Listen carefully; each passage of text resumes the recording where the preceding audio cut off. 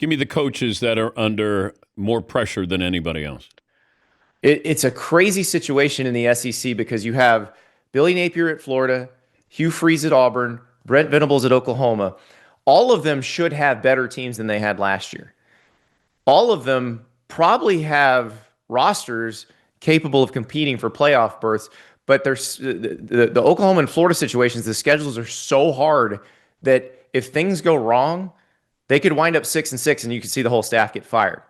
For Auburn, they have the roster.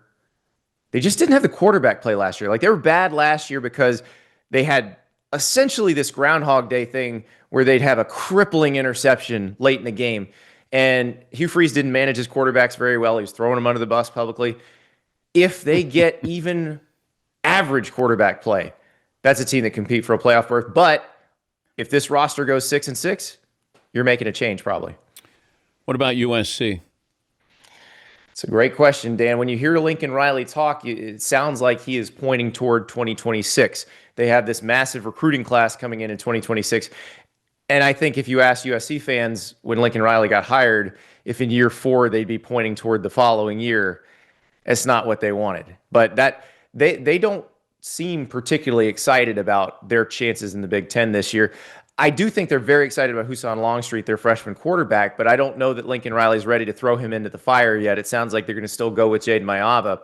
So this is a team that, it's not been built up in the trenches the way it should have been since Lincoln Riley got there.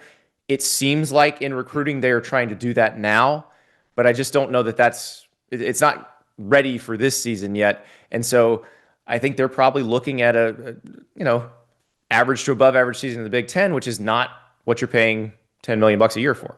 Yeah, man, they're patient. Far more patient. They are patient. But it's because of that contract, I'm guessing. That's a big reason. There's a lot of too expensive to fire coaches right now. That under pressure list could have been a lot longer, but Luke Fickell at Wisconsin, Mark Stoops at Kentucky, Lincoln Riley at USC, you're not firing them. You are not raising that much money and firing them. It's just not worth it.